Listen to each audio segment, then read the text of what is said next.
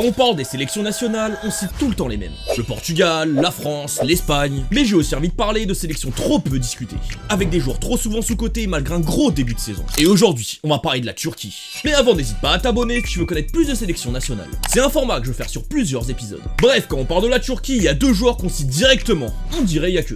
Je parle bien sûr de Arda Güler et Kenan Yildiz. Et bon, pas besoin de vous les présenter, ils font partie des meilleurs joueurs du monde à leur poste respectif. Et cette sélection est bien plus fournie que beaucoup pensent. Avec tout d'abord un autre joueur offensif qui casse tout sur ce début de saison, Can Uzun. Le nouveau crack de Francfort est sur ce début de saison à 5 buts et 3 passes D en 9 matchs de Bundesliga, en étant un numéro 10 spectaculaire à voir jouer, un peu dans le style Marmouche à l'époque. Ce trio de milieu offensif peut clairement être l'une des meilleures au monde. Et maintenant à eux de confirmer tous au même moment et d'être bien utilisés par le coach, mais potentiellement c'est vraiment très fort. En plus ils sont aussi accompagnés par de vraies valeurs sûres, comme le traiteur Turkoglu, Alper Yılmaz, l'ailier du Galatasaray, ou encore Oğuz Aydin du Fener. Et même le petit Deniz Gül qui commence à apparaître de plus en plus souvent avec Porto. Ça manque peut-être d'un pur neuf qui t'assure des buts, mais ça reste très fort. Y a pas beaucoup de sélections qui peuvent se targuer d'avoir cette armada offensivement. Et dis-moi en commentaire si j'en ai oublié d'autres, je suis pas non plus un expert de la Turquie. Mais en plus de leur armada offensif, ils sont aussi très bien équipés au milieu. Avec bien sûr, je ne vous le présente plus, Çalhanoğlu.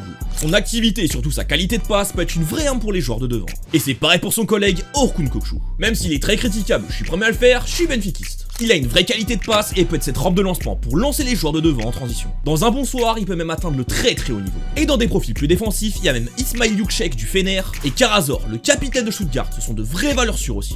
Par contre, le gros défaut de cette sélection, c'est défensivement. Malgré l'expérimenté Demiral qui peut atteindre un très haut niveau quand il est en forme, Kadioglu, la petite pépite qu'on a découvert au dernier Euro, ou encore la valeur sur Çelik qui joue à Lille et maintenant à la Roma, ça reste quand même assez faible. Soyuncu déçoit depuis plusieurs saisons déjà. Akşiçek ne joue même pas titulaire à Al Hilal. Le jeune Özkan ne joue pas beaucoup non plus à Anderlecht. Et Badarkçı, je le connais pas honnêtement. Sans parler coquage, c'est vraiment pas dingue non plus. Rien de dire, les faux, je l'ai vu à United, c'était très moyen pour pas être méchant. Et Shakir, je le connais pas assez aussi. Dis-moi en commentaire pour savoir ce qu'il vaut vraiment. Mais malgré tout, si le coach arrive à trouver un équilibre, que les joueurs assument enfin leur niveau, et que les très gros potentiels confirment tous au même moment, la Turquie pourrait être une des plus grosses surprises de la Coupe du Monde. S'ils arrivent à se qualifier via les barrages bien sûr, mais j'en fais pas pour ça. Bref, n'hésitez pas à dire en commentaire de quelle sélection je dois parler pour les prochains épisodes. De like et de vous abonner pour plus de vidéos foot.